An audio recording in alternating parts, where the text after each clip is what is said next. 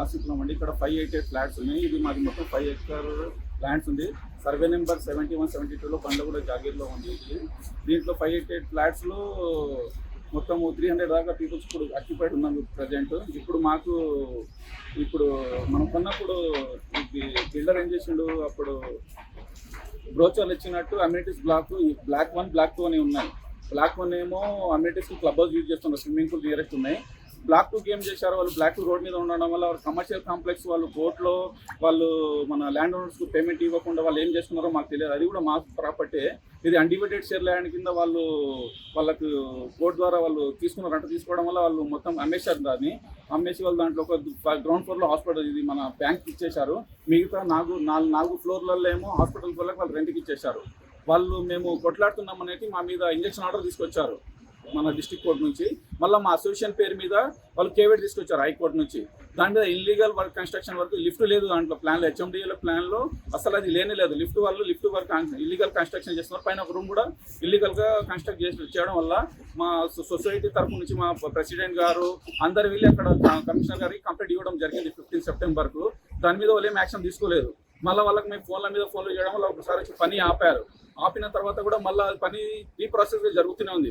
మళ్ళీ లాస్ట్ ఇప్పుడు November 11th కూడా మళ్ళీ కంప్లైంట్ ఇవ్వడం జరిగింది కమిషనర్ గారికి చెప్తేనే అప్పుడు ఏం చెప్పారు, మాకు ఎలక్షన్ డ్యూటీస్ ఉన్నాయి, మాకు పైనుంచి ప్రెషర్ ఉందని. పోయిన అధికారంలో ఉన్న అధికారులు వాళ్ళు మంత్రుల వల్ల వాళ్ళ ఇబ్బంది, అక్కడి నుంచి ప్రెషర్ రావడంలో పని చేయలేకపోయారు. ఇప్పుడు మాకు ఏమైనా న్యాయం జరుగుతుందేమో మేము మీడియా ముందుకు రావడం జరిగింది.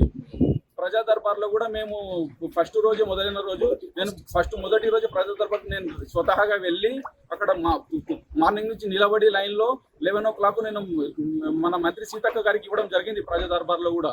అది మనకు ఒక రెఫరెన్స్ ఐడి కూడా వచ్చింది దానిది ప్రజా దర్బార్ నుంచి. మాకు ఇప్పుడు ఏంటంటే ప్రభుత్వం ద్వారా ఏమన్నా మా సమస్యకి ఏమన్నా పరిష్కారం దొరుకుతుందని మేము ఈ వార్తాపత్రికల ద్వారా, ఈ సోషల్ మీడియా ద్వారా మీ ద్వారా తీసుకురావడం జరుగుతుంది. దీనివల్లనైనా అధికారులు మాకు సహాయం చేస్తారని మేము మీ ద్వారా తెలియజేసుకుంటున్నాము. కమిషనర్ గారు చెప్పారు, మేము చూస్తాము, ఎగ్జామిన్ చేస్తాము, దానికి మేము చూస్తున్నాము కదా, మేము చేస్తాము. వాళ్ళు ప్రతిసారి ఇదే చెప్తున్నారు, వస్తున్నారు, పని ఆపుతున్నారు, వాళ్ళు వెళ్ళిపోతారు, మళ్ళీ దాని తర్వాత పని అవుతుంది, తెల్లారే పని స్టార్ట్ అవుతున్నది. మీరు చూడండి, మీకు ఫొటోస్ పెడతాను, డే బై డే ఫొటోస్. వాళ్ళు లాస్ట్ 3 photos నుంచి ఎట్లా పని చేస్తున్నారు వాళ్ళు లాస్ట్ 3 photos నుంచి. మేము ఆల్రెడీ చెప్పాము కూడా, అది అమ్యూనిటీస్లో పెట్టాలంటే మీరు ఏదో సూపర్ మార్కెట్ అది పెట్టండి. కానీ ఇప్పుడు ఇంతమంది చిన్నపిల్లలు ఉన్నప్పుడు మీరు అక్కడ ప్లే గ్రౌండ్ ఉంది, కింద STP వాటర్ ట్యాంక్స్ ఉంది, అన్నీ ఉన్నప్పుడు మీరు హాస్పిటల్ బయో వేస్ట్ అది పెట్టి, లేదు మీరు ఏం చేసుకుంటారో చేసుకోండి, మీరు ఏమైనా చేయండి అని ల్యాండ్ ఓనర్స్ మమ్మల్ని భయభ్రాంతులకు గురి చేస్తున్నారు. పేరు చెప్పండి. ల్యాండ్ ఓనర్స్ ప్రసాద్ గారు, జవహర్ బాబు గారు, వీళ్ళు ఉన్నారు. వీళ్ళు 9 మందికి అమ్మారు, అది రిజిస్ట్రేషన్ చేయించారు. ఆ ప్రాపర్టీ అది యాక్చువల్గా ఈ మన అందరు రెసిడెంట్ ప్రాపర్టీ. అది 5 acre ల్యాండ్లో ఉంది. సర్వే నెంబర్ 71, 72 మీరు చూస్తే అది అందరి ప్రాపర్టీ. అది ఒక్క సింగిల్గా అమ్మడానికి రాదు కదండి. అది undivided share land. Undivided share land ఎట్లా అమ్ముతారు వాళ్ళు బయట వాళ్ళకు? అది వాళ్ళు ఏమైనా చేస్తే మన సొసైటీ కొరకు ఉపయోగపడాలి. అది వేరే వాళ్ళకి అమ్మడం వల్ల వాళ్ళు ఇల్లీగల్ కన్స్ట్రక్షన్ దాని మీద రూమ్ కట్టారు, మీరు చూడొచ్చు. దాని పక్కన లిఫ్ట్ కూడా నిర్మాణం జరుగుతుంది. ఇప్పుడు ఎవరైనా ఆపడానికి అయితే మా మీద ఇంజక్షన్ ఆర్డర్ తీసుకొచ్చారు అక్కడికి వెళ్ళకూడదని. ఇప్పుడు మా సొసైటీ పేరు మీద సొసైటీ వాళ్ళు కంప్లైంట్ చేశారని కమిషనర్ గారి దగ్గర, అసోసియేషన్ పేరు మీద కూడా వాళ్ళు కేవేట్ ఇవ్వడం జరిగింది హైకోర్టులో. ఇప్పుడు మా సమస్యకు పరిష్కారం చూపించేది ఎవరు? కమిషనర్ గారి దగ్గరికి 4 నుంచి 5 సార్లు వెళ్ళాము. TPO మేడం మమ్మల్ని సహకరిస్తుంది. ఆమె ఏమంటుంది, పైనుంచి ప్రెషర్ ఉంది, మేము చేయలేకపోతున్నాము. అంటే ప్రెషర్ ఎక్కడి నుంచి ఉంది? ప్రభుత్వం మారింది. ఇప్పుడున్న మాకు మీ తరపు ద్వారా, ఇప్పుడు ఉన్న కొత్త ప్రభుత్వం ద్వారా మాకేమైనా న్యాయం జరుగుతుందని మేము ఆశిస్తున్నామండి. హాస్పిటల్ వద్దు, అది ఇల్లీగల్ కన్స్ట్రక్షన్ చేయొద్దు. అది మా ప్రాపర్టీ. దాంట్లో ఏదో సూపర్ మార్కెట్ పెట్టండి, స్పానో పెట్టండి, మనకి ఇక్కడ అవసరం వచ్చేవి పెట్టండి. కానీ దాంట్లో హాస్పిటల్ పెడితే పిల్లల గ్రౌండ్ ఇది ఆడుకోవడానికి, కింద వాటర్ ట్యాంక్ ఉంది.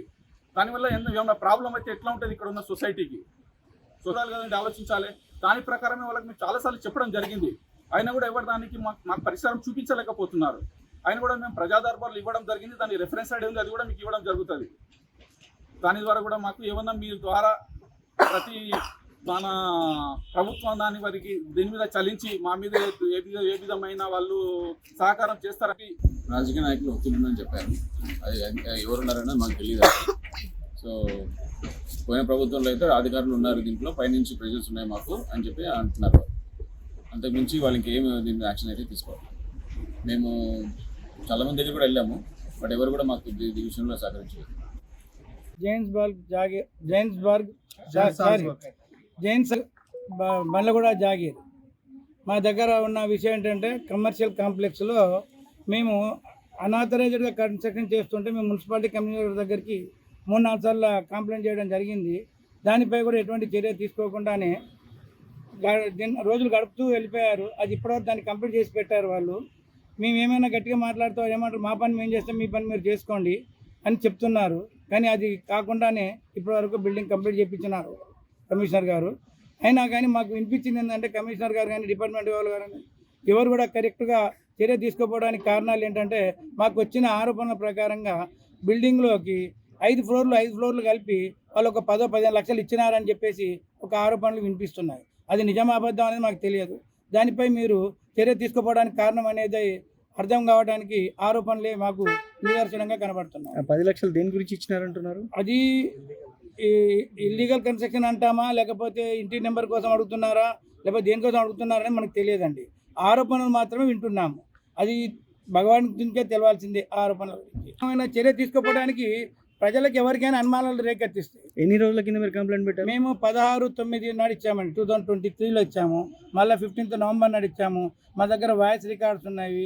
మేము ఆల్రెడీ ఫోటోలు కూడా కమిషనర్ గారికి పంపడం జరుగుతుంది, డీసీపీ గారికి పంపడం జరుగుతుంది, టీపీఎస్ గారికి కూడా పంపడం జరుగుతుంది. అయినా ఎటువంటి చర్యలు తీసుకోవట్లేదు. మేమే గట్టిగా మాట్లాడితే ఏమన్నారంటే, మేము చేస్తాం, మీరు చూసుకోండి అని అన్నాడు. ఎగ్జామిన్ అని చెప్పి ఒక 1 వీక్ కింద మొత్తం ఎగ్జామిన్ చేస్తున్నామని చెప్పి అన్నాడు.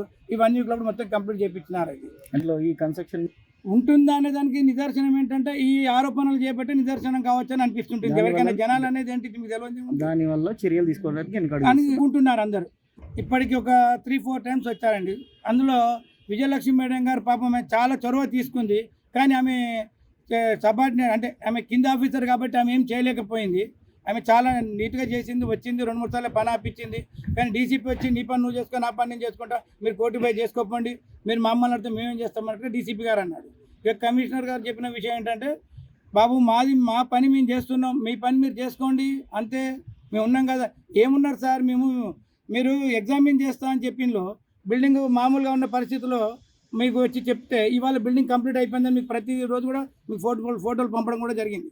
వాట్సాప్లో మేము వాయిస్ రికార్డుగా మీకు పంపించడం జరిగింది. అయినా మీరు ఏమీ దానికి చర్య తీసుకోకపోవడం వల్ల ఈ ఆరోపణలన్నీ వినిపిస్తున్నాయి. కాబట్టి ఇది నిదర్శనం కాబట్టి మేము అనుకుంటున్నాం. ప్రజా దర్బార్లో సీతక్క గారిని కానీ కాకపోతే ఇంకా అక్కడ ఎవరినో వారిని కట్ చేసి ఇచ్చేసారు. V6లో కూడా వారు ఏదో మాట్లాడినారు. ఆ తర్వాత కూడా సీఎం దగ్గర నుంచి మాకు ఒక మెసేజ్ వచ్చింది, అడిషనల్గా ఉన్న పనిని ఆపండి అని చెప్పేసి కన్సల్ట్ ఆఫీస్ పంపిస్తున్నా. కానీ అప్పటి నుంచి అప్పుడు ప్రజా దర్బార్లో ఇచ్చినప్పుడు ఆ కన్స్ట్రక్షన్ 0లో ఉంది. ఇప్పుడు అది 100% ఫుల్ఫిల్ అయిపోయింది.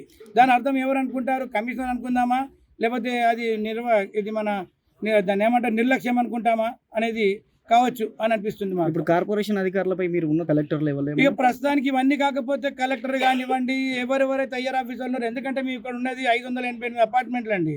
ఇప్పుడు ఒక 300 మంది వచ్చి ఉన్నాం ఇందులో.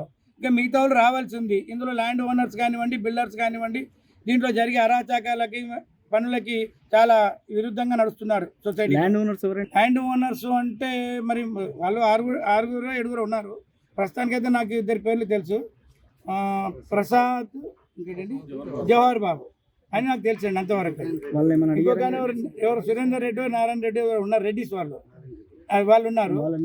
ఎమ్యూనిటీస్ బిల్డింగ్ పైన ఏమైనా అడిగారా మీరు? ఎమ్యూనిటీస్ ఆ బిల్డింగ్ మీది లేదంటే వేరే వాళ్ళకి వచ్చిందని అన్నారు వీళ్ళు. ఎవరికి? ప్రసాద్ గారికి, జవహర్ బాబు గారికి వచ్చిందని చెప్తారు. ఇందాక ఎందుకు పరిగెత్తే వాళ్ళు?